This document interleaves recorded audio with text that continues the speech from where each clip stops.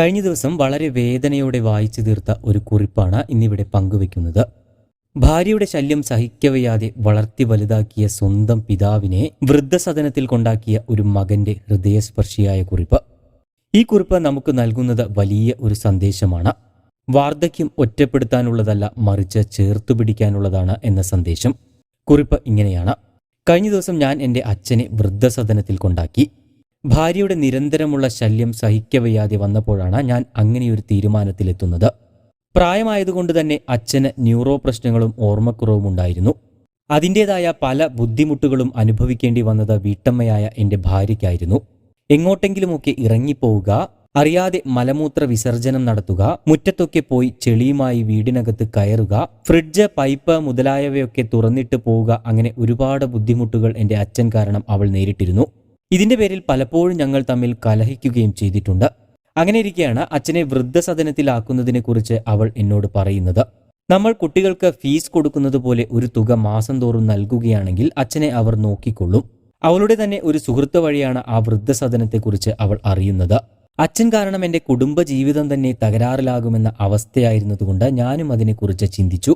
അച്ഛൻ ഇവിടെ നിൽക്കുന്നതിനേക്കാൾ എന്തുകൊണ്ടും നല്ലത് വൃദ്ധസദനം തന്നെയാണെന്ന് എനിക്ക് തോന്നി. ഓർമ്മക്കുറവായതുകൊണ്ട് തന്നെ അച്ഛനെ പറഞ്ഞു മനസ്സിലാക്കേണ്ട ബുദ്ധിമുട്ടുണ്ടായില്ല. അങ്ങനെയാണ് കഴിഞ്ഞ ദിവസം ഞാൻ അച്ഛനുമായി വൃദ്ധസദനത്തിലേക്ക് യാത്രയായത്. ഞങ്ങളുടെ സ്ഥലത്തു നിന്നും കുറച്ചു ദൂരെയാണ്.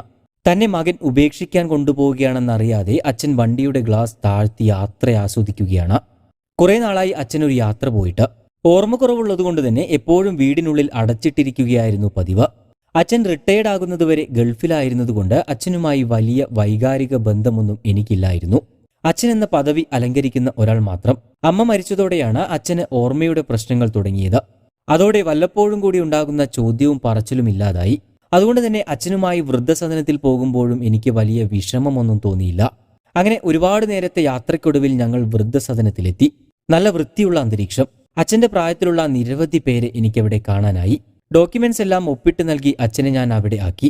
പോകാൻ നേരം അവിടെയുള്ളവരെ ബോധ്യപ്പെടുത്താനായി യാത്ര പറയാൻ ഞാൻ അച്ഛന്റെ മുറിയിലേക്ക് പോയി.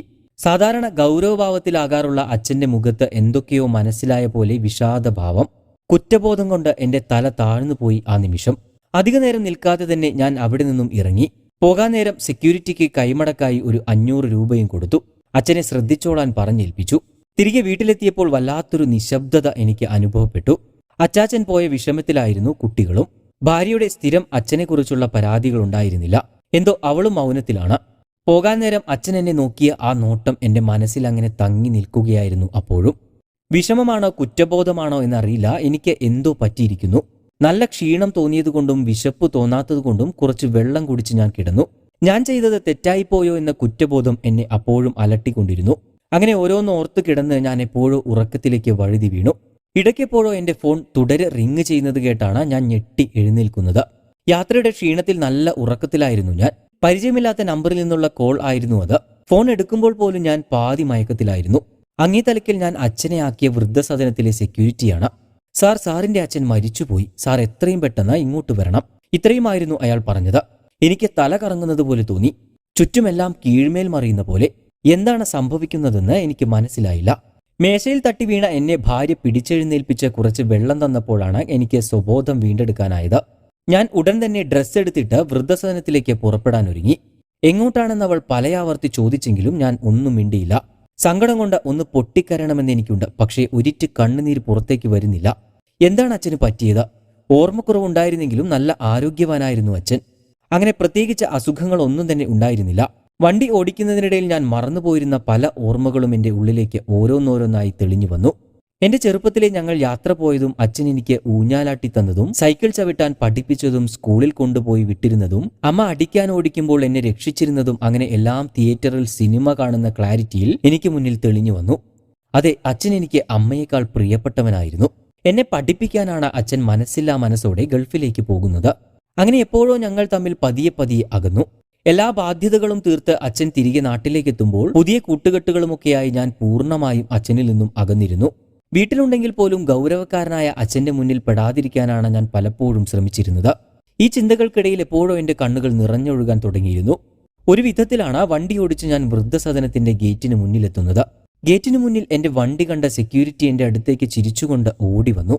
എന്തു പറ്റി സാറേ, അതിരാവിലെ തന്നെ അച്ഛനെ മിസ് ചെയ്തു അല്ലേ? അയാൾ ചോദിച്ചു. എന്താണ് സംഭവിക്കുന്നതെന്ന് എനിക്ക് മനസ്സിലായില്ല. ഞാൻ വല്ലതും പറയുന്നതിന് മുന്നേ തന്നെ അയാൾ തുടർന്നു. പലരും ഇതുപോലെ അച്ഛനമ്മമാരെ കൊണ്ടാക്കിയിട്ട് പിറ്റേന്ന് രാവിലെ സാറിനെ പോലെ ഓടി വരാറുണ്ട്. ഇത്രയും പറഞ്ഞ് അയാൾ എന്നെ ഹാളിലേക്ക് കൂട്ടിക്കൊണ്ടുപോയി. അവിടെ അത് എന്റെ അച്ഛൻ അന്തേവാസികൾക്കൊപ്പം ഇരുന്ന് ചായ കുടിക്കുന്നു. ഞാൻ ഓടി അച്ഛന്റെ അടുക്കൽ ചെന്നു. ഒരു കുഴപ്പവുമില്ല. എനിക്കെന്റെ കണ്ണുകളെ വിശ്വസിക്കാനായില്ല.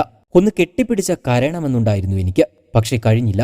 എനിക്ക് സന്തോഷം കൊണ്ട് കാല് നിലത്തുറയ്ക്കുന്നുണ്ടായിരുന്നില്ല. അതേസമയം തന്നെ ആ സെക്യൂരിറ്റിയോട് നല്ല ദേഷ്യവും തോന്നി. ഞാൻ അയാളോട് ദേഷ്യത്തോടെ ചോദിച്ചു, നിങ്ങളല്ലേ രാവിലെ വിളിച്ചത്? ഇല്ല സാറേ, ഞാൻ വിളിച്ചിട്ടില്ല. വിളിക്കാൻ സാർ എനിക്ക് നമ്പറൊന്നും തന്നില്ലായിരുന്നല്ലോ. അതും കൂടെ കേട്ടതോടെ എനിക്ക് നല്ല ദേഷ്യം വന്നു. ഞാൻ ഉടൻ തന്നെ ഫോൺ എടുത്ത് വന്ന കോൾ നോക്കി. ഇല്ല, കോളുകളൊന്നും തന്നെ വന്നിട്ടില്ല. എന്താണ് സംഭവിച്ചതെന്ന് അറിയാതെ ആ ഷോക്കിൽ കുറച്ചുനേരം ഞാൻ അവിടെ ഇരുന്നു. ഞാൻ സ്വപ്നം കണ്ടതാണോ അതോ എനിക്ക് തോന്നിയതാണോ? എനിക്ക് ഒന്നും മനസ്സിലാകുന്നില്ല. എന്തായാലും അപ്പോഴേക്കും ഒരു കാര്യം ഞാൻ ഉറപ്പിച്ചിരുന്നു, ഇവിടെ നിന്നും യാത്ര തിരിക്കുമ്പോൾ എന്റെ ഒപ്പം എന്റെ അച്ഛനുണ്ടാകുമെന്ന്. ഇങ്ങനെയാണ് ആ കുറിപ്പ് അവസാനിക്കുന്നത്. എന്തായാലും ഈ സംഭവം ഒരു കെട്ടുകഥയാണെങ്കിലും അല്ലെങ്കിലും ഇതിൽ നിന്നും നമുക്ക് ലഭിക്കുന്ന സന്ദേശം എന്ന് പറയുന്നത് വളരെ വലുതാണ്. അതുകൊണ്ട് തന്നെ മാതാപിതാക്കളെ ഇതുപോലെ വൃദ്ധസദനങ്ങളിൽ കൊണ്ടാക്കുന്നതിന് മുൻപ് എല്ലാവരും ഒരു പുനർചിന്തനം നടത്തുക. നാളെ ഒരുപക്ഷെ ഇതേ ഗതി നമുക്കും വന്നേക്കാമെന്ന് ഓർക്കുക.